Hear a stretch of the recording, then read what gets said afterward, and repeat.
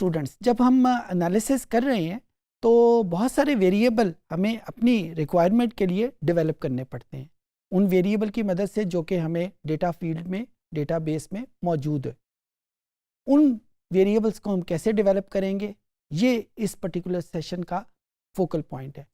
तो आइए हम कंप्यूटर की स्क्रीन पे चलते हैं और देखते हैं कि टैब्ल्यू हमें कौन कौन से फंक्शंस प्रोवाइड करता है, कहाँ से हम डिफरेंट वेरिएबल डेवलप करेंगे और फिर हम उनको यूज़ कैसे करेंगे। ये मेरे पास टैब्ल्यू का इंटरफेस मौजूद है और यहाँ पे मैं वही सैम्पल फाइल यूज़ करूँगा जो हम अक्सर यूज़ करते आए हैं, सुपरस्टोर के नाम की। ये जिस तरह मैंने अभी थोड़ी देर पहले आपको बताया, मुख्तलिफ़ किस्म की कैलकुलेशंस हैं जो ग्राफ लेवल के ऊपर हमारे पास मौजूद हैं, वही हम इस पे करेंगे। मिसाल के तौर पे मैं एक ग्राफ बनाना चाहता हूँ जिसमें दोनों वेरिएबल मेजर्स हैं। अभी तक जो हमने ग्राफ डेवलप किए उसमें दोनों वेरिएबल हमारे पास मेजर्स के नहीं थे, बल्कि एक वेरिएबल डायमेंशन का और एक वेरिएबल मेजर्स का था। तो मैं यहाँ पे अब एक ग्राफ बनाता हूँ जिसमें दोनों वेरिएबल मेजर्स के हैं। यहाँ पे एक प्रॉफिट के नाम का, एक क्वांटिटी के नाम का है और एक मेरे पास प्रॉफिट के नाम का है। अब अगर आप इसको देखें तो ये जो ग्राफ में हमारे पास रिजल्टेंट आया वो सिर्फ एक पॉइंट है। तो अब मैं इस कैलकुलेशन को एग्रीगेट करना चाहता हूँ या कैलकुलेट करना चाहता हूँ इस ग्राफ को, कि जिसमें ये मेरे पास जो विजुअलाइजेशन आए वो कुछ वैल्यूज़ तो सामने आए, कुछ पॉइंट्स तो सामने आए। इसको जब मैं टैब्ल्यू में आसान लफ्ज़ों में ट्रांसलेट करूँगा तो मैं इन वेरिएबल्स की टाइप्स को चेंज करूँगा। जिस तरह एक दफ़ा पहले भी डिस्कस किया था कि टैब्ल्यू में एक एडिड एडवांटेज मौजूद है कि एक वेरिएबल ओरिजिनली शायद क्वालिटेटिव हो, लेकिन हम टैब्ल्यू में एनालिसिस के वक़्त उसका रोल क्वांटिटेटिव बना लें। सिमिलरली अगर एक वेरिएबल इन ओरिजिनली क्वांटिटेटिव हो और हम एनालिसिस के वक़्त उसका रोल क्वालिटेटिव बना लें, दूसरे मानों में मैं डायमेंशन को एज ए मेजर डील करना शुरू कर दूं या मेजर को एज ए डायमेंशन डील करना शुरू कर दूं।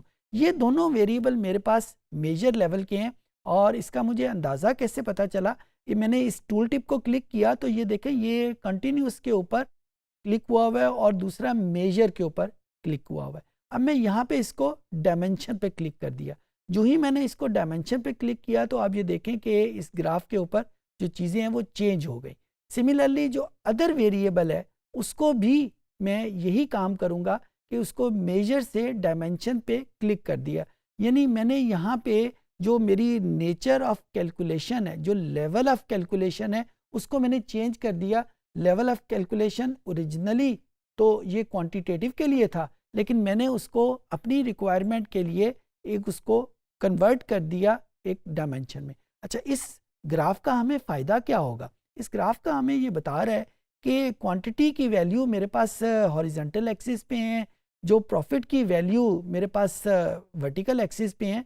तो ये मुझे रिलेशनशिप बता रहा है कि जो जो क्वांटिटी की वैल्यू चेंज होती है, क्या प्रॉफिट की वैल्यू पे कोई फ़र्क पड़ता है? यहाँ पे अगर आप ये देखें कि अगर क्वांटिटी की वैल्यू 5 तक जाती हैं तो प्रॉफिट जो है वो चेंज हो रहा है। अब ये देखें प्रॉफिट की वैल्यू बढ़ रही है, कम भी हो रही है और ये वैल्यू बढ़ रही है। लेकिन जो ही क्वांटिटी की वैल्यू 5 से ऊपर होती है, ये वैल्यू एकदम ड्रॉप होके नीचे चली जाती है। अब यहाँ पे आपके जहन में होगा कि ये जो इंटरप्रिटेशन मैंने की है ये तो ना ही इंक्रीजिंग की है ना ही डिक्रीजिंग की है। तो मुझे पता कैसे चलेगा कि क्वांटिटी और प्रॉफिट के दरमियान में जो रिलेशनशिप है, क्या वो जो लेवल ऑफ कैलकुलेशन है, क्या वो इंक्रीजिंग है या डिक्रीजिंग है? उसके लिए मैं किसी भी पॉइंट के ऊपर राइट क्लिक करूँगा और यहाँ पे मुझे ये ऑप्शन देगा ट्रेंड लाइन की। इस शो ट्रेंड लाइन को मैंने क्लिक किया और अब ये देखें कि एक लाइन मेरे सामने बनी हुई आ गई। ये लाइन मेरे पास किसी भी वैल्यू के ऊपर इसको क्लिक करूँगा तो ये लाइन मेरे पास बनी हुई आ जाएगी। इस लाइन को अगर मैं डबल क्लिक करूँगा तो ये मुझे कुछ और ऑप्शन भी प्रोवाइड करेगी और उस ऑप्शन में जिस तरह इसका नाम जो है वो ये इक्वेशन हमारे सामने लिखी हुई आ गई। अगर आपको आर में जब हमने रिग्रेशन एनालिसिस किया था या एक्सेल में जब हमने रिग्रेशन एनालिसिस पैटर्न डेवलपमेंट किया था तो वहाँ पे भी हमने कुछ ऐसी ही इक्वेशन डेवलप की थी। वही इक्वेशन यहाँ पे आपके सामने लिखी हुई आ गई।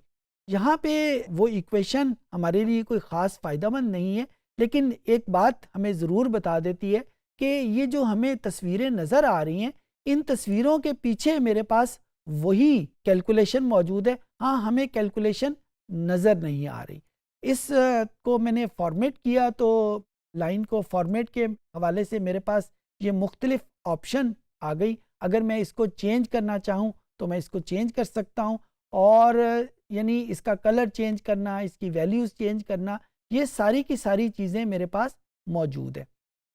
ये मेरे पास जब ग्राफ मौजूद है, इन ग्राफ के ऊपर अगर मैं इस मार्क्स में लेबल के ऊपर क्लिक करता हूँ, ये देखिए जो ही मैं लेबल के ऊपर क्लिक किया, ये मेरे पास एक टूल टिप सामने ऑन होगी और इसमें शो मार्क लेबल्स, इसको मैंने क्लिक किया तो अब ये हर वैल्यू के ऊपर जो भी उसकी न्यूमेरिकल वैल्यू है वो मेरे सामने लिखी हुई आ गई।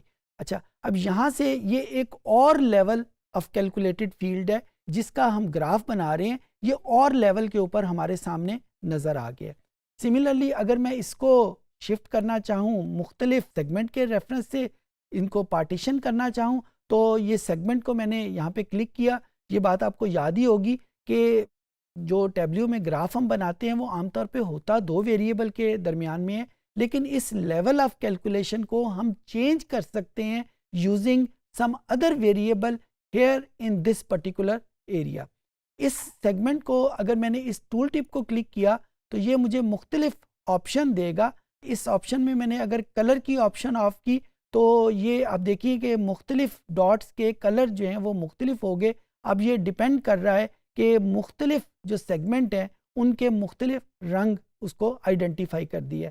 इसी तरीके से अगर मैंने इसी सेगमेंट को यहाँ पे दोबारा क्लिक कर दिया और दोबारा यहाँ पे उसको लेबल के ऊपर क्लिक किया, तो यहाँ पे वही पॉइंट्स जो मुझे न्यूमेरिकल नज़र आए थे अब वो सेगमेंट के पॉइंट्स बन गया आगे। यानी ये मुझे बता दिया है कि हर पॉइंट्स किस पर्टिकुलर सेगमेंट को शो कर रहा है। अब जो चीज़ आप नोट कर रहे हैं कि यहाँ पे मैंने इस पर्टिकुलर एरिया में जो वेरिएबल रख रहा हूँ उसकी वजह से ये ग्राफ उसी के मुताबिक चेंज हो रहा है। तो यहाँ पे इसी सेगमेंट को अगर मैं किसी तीसरी जगह पे रख के और उसको किसी और हवाले से, किसी और कैरेक्टरिस्टिक से यूज़ करना चाहूँ वो भी कर सकता हूँ। अगर मैं इस वेरिएबल की बजाय प्रोडक्ट यानी उसकी सब कैटेगरी को यहाँ पे यूज़ कर लूँ, कैटेगरी को, और उसका रोल कोई और उसमें दे दूँ, उसको लेबल दे दूँ, तो अब यही पॉइंट्स जो हैं वो मुझे बता देंगे कंज्यूमर यानी उसका सेगमेंट कौन सा है,